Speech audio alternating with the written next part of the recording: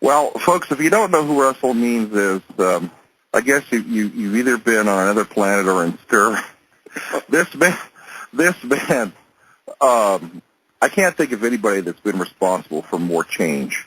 It's amazing the footprint that, and I know you get tired of hearing it, Russell, but this show is about Native spirituality. We've interviewed people like Ed McGaw and Manny Two Feathers, and the format here, we like to kind of run things by the Spirit, and we'd like to let you talk.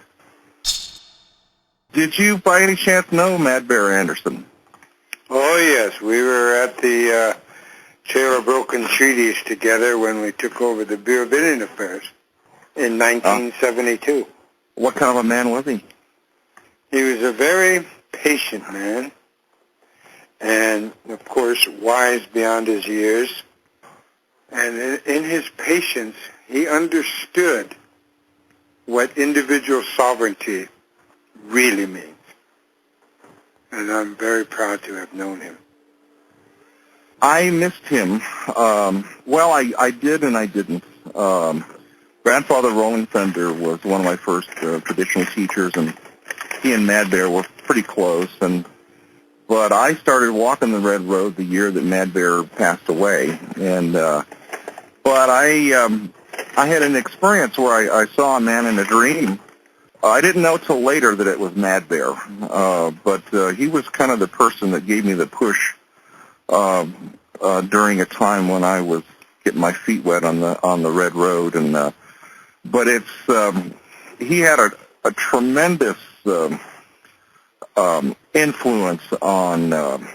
Well, if you watch real closely on the series 500 Nations years ago, they flashed his picture, but they didn't say his name. But you could draw the conclusion that he was kind of the person that through his worldwide travels as a merchant mariner traveled and contacted the people all over the world and kind of knitted together a network, and that they were offshoots of that, like the American Indian movement and a lot of other movements.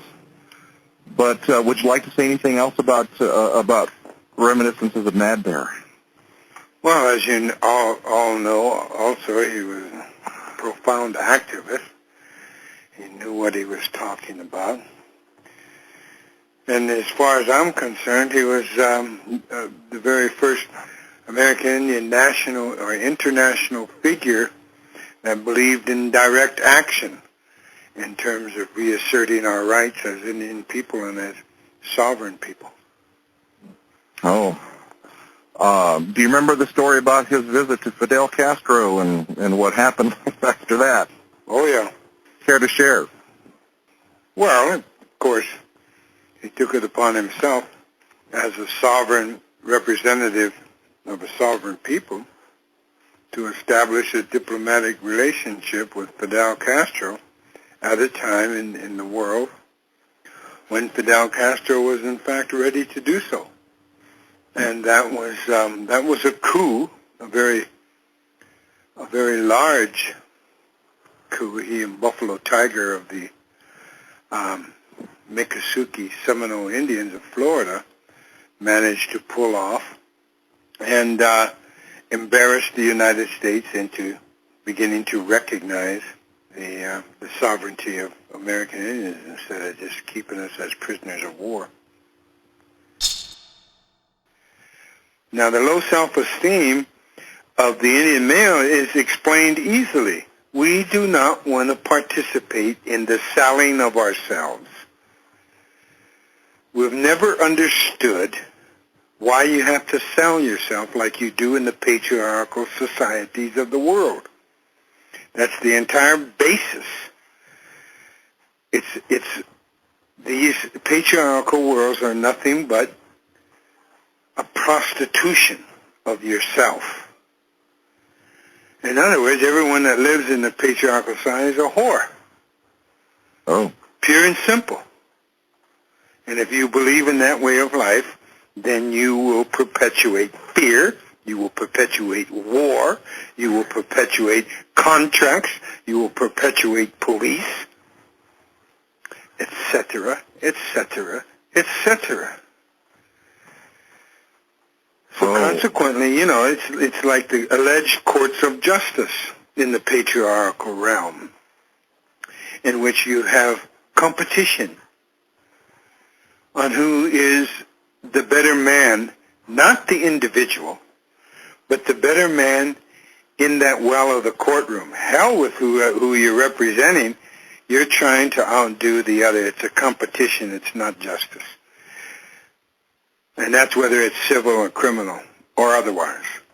Now, patriarchy is the nemesis of humanity. And that is what's wrong with the entire world. And if you don't believe it, look back in the existence of the human race. I don't say his story, which they also pronounce real fast, history. Really means his story. His story didn't start until a little over 6,000 years ago, when patriarchy reared its ugly hood, its ugly head. Should be a hood. Uh-huh. And began the overtaking of the world based on fear. Period. Just fear. Now, matriarchy is what keeps the Six Nations and indigenous people the world over from continuing to exist. That's why we still exist, because we understand matriarchy. And that's what the patriarch fears. He fears the closest person to him. He fears the woman standing next to him. He fears that matriarchy means the women rule. And oh my God, he doesn't want to be subservient to a woman. But he's got it wrong. Matriarchy isn't where the women rule. Matriarchy is simply where all the sexes celebrate each other's differences. Now get that. Oh. We are societies that celebrate each other's differences. Thereby, there aren't any negatives. And then we go in so far as to create languages that cannot insult another human being or another living being. You go around the world, and I have been on every continent. I have visited every continent except Antarctica, and I don't plan to try to learn the penguin language. So I have come across all these languages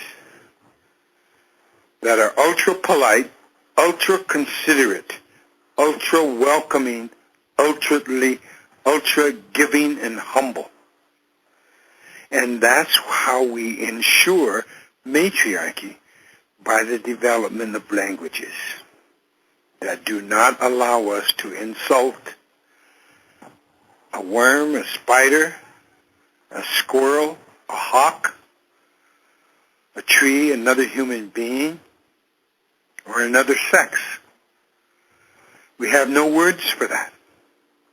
We raise our children by never saying the word no. So we understand our beauties. We understand our gifts. Like I say, we celebrate our gifts.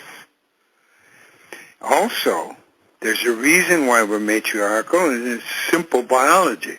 Women live longer than men. Hello? And they're So smarter we too. men who are foolish, we're the takers of life. The women are the givers of life.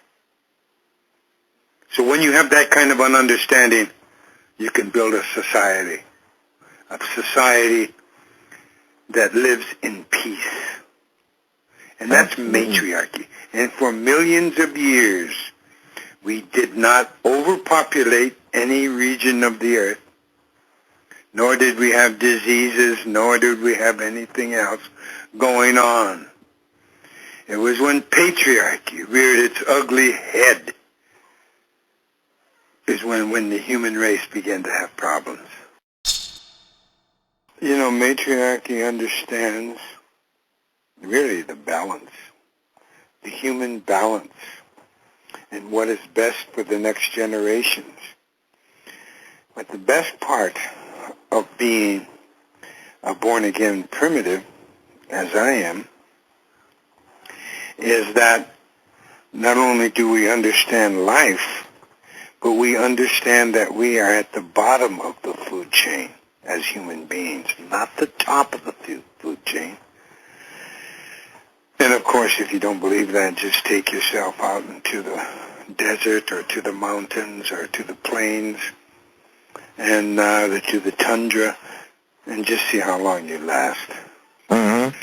The other thing is, and because of that, when you understand that you are cursed with the power of reason, because when you look at life, all of life except for the human being continues to follow the instructions of the great mystery, generation after generation after generation. We're the only ones cursed with reason.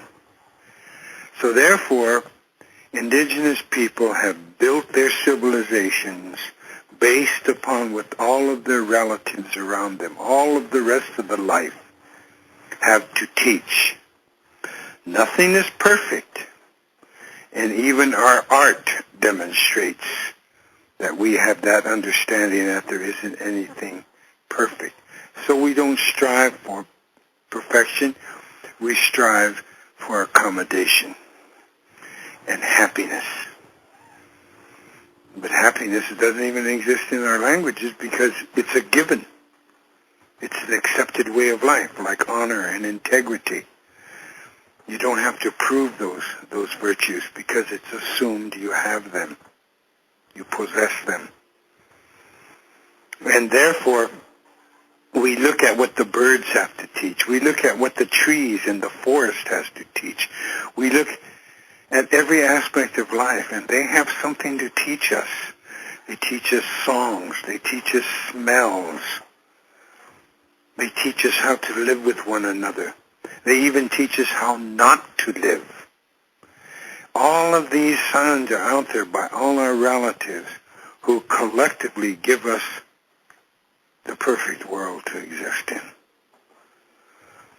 And we all share and sacrifice among one another. Even the human being and everything that is holy and sacred and good in the entire universe travels in a circle. So we go from birth to rebirth, from death to death, if you will. The point being is understanding your indigenous lifeways and the ways of all your relatives, including your grandmother, the earth, and the male entities out in the universe, which give our grandmother, the earth, her lifeblood, her children, her energy, and replenishes that from season to season, revolution to revolution. It's a beautiful way of life. And it is the reason why, when we were a free people, imagine we lived in a hemisphere. If you don't know we don't know what we're talking about, here's one thing the white man never asked us when he came to this hemisphere. Up and down this hemisphere, from the North Pole to Tierra del Fuego, in Argentina and Chile, at the tip of the southern hemisphere, there was no disease. We didn't even suffer tooth decay. And that is attested to by all the grave-robbing societies of the intellectualized patriarchal world. They call themselves archaeologists and anthropologists. But this is fact, scientific fact I'm relating to you. It's true. And we were gene splicing agriculture when the white man was still grunting around in caves. And let's take another look at the patriarch and his alleged civilization. He's never graduated from the cave. He still believes the only way to settle arguments is with the club.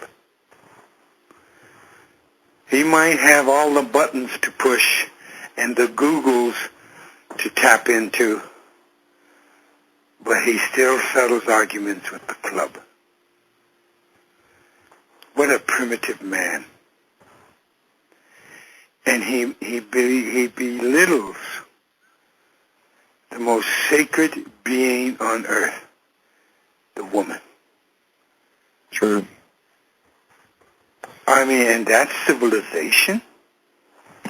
He has disease after disease after disease. He has prisons. He has unhappiness after unhappiness after unhappiness, all due to fear. It's a crazy, upside-down world the patriarch has brought to us. And the world is righting itself as we speak. Our grandmother, the earth, is finally tired of the human being. And there's a teaching my mother told me when I was a little boy. If all the green things on earth were to die, nothing on earth could survive. If all the winged beings, everything that flies, were to die, nothing could exist. If all the four-legged were to die, nothing could exist.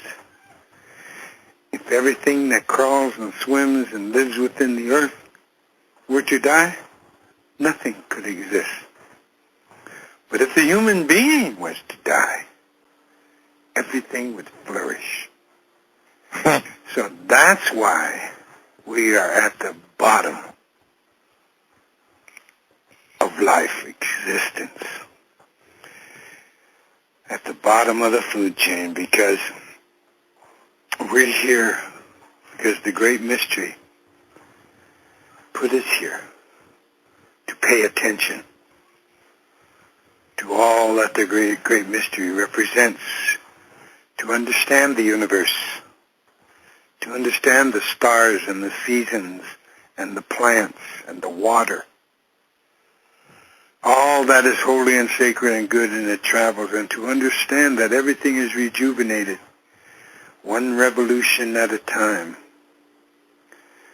And that's why there's spring. That's why there's a regeneration of the sun. That's why there are the planets that continually revolve and regenerate. And the stars continue to shine brightly, and the moon is there for the female to enjoy their purification. And we men, we do not have a vehicle for purification. Another reason why we're matriarchal. Hello, there's only one living being on earth that is purified naturally, and that is the woman, the mother of us all. So this is the areas of belief in the system that I was born to. And that's why I consider myself a true revolutionary. I just want one revolution, to go back where we came from. And that is with respect and awe of everything that is sacred and holy and good.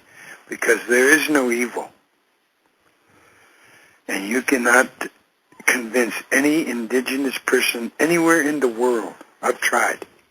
The ones that I have met, whether in Asia, the Middle East, the North, the South, Africa, South America, Central America, North America, out in the islands of the Pacific, everywhere I've met indigenous people, you cannot convince them that there is evil. Because we wake up in the morning and we see that life is a process of integration, a process of sacrifice, suffering, and generosity. And that process rewards us. Rewards us in this life and in the next life. And so, with that kind of worldview, I do not want to see my people die. And if we lose our language, lose the essence of our being. We lose our worldview. We lose the breath from our spirit. And our languages and our songs are so important. Now, if it's time for us to leave this earth, we are no different than the other animals and relatives around the earth that have chosen not to live with the patriarch. The patriarch is so arrogant that they actually believe they are responsible for the extinction of life species. That's how arrogant they are. They don't even realize that these life species that have disappeared and are disappearing, they've just chosen not to live with the patriarch. And I understand that. And so, if my people are doomed to the genocidal ways of the United States of America, so be it. I will not cry for my people, because I will know that deep inside, through our ancestors and through their spirits, that we have just chosen not to compete. We have chosen to leave this life with what the white man calls low self-esteem, and I just call it humility. We talk a lot on this show about how to get in touch with Creator, a direct connection. What's your advice to people that are trying to do this? Well, the way I was brought up is that every good thought you have is a prayer. And because of the world we live in, my immediate ancestors told me, literally, they told me, the white man says you have to prove that you are good. You have to even prove it to his God. So they set aside times to pray. We don't set aside those times. They're already there. We understand that. Those times are there at all times. That's why every time you have a good thought, that's a prayer. And that's how we stay in touch, by thinking good thoughts.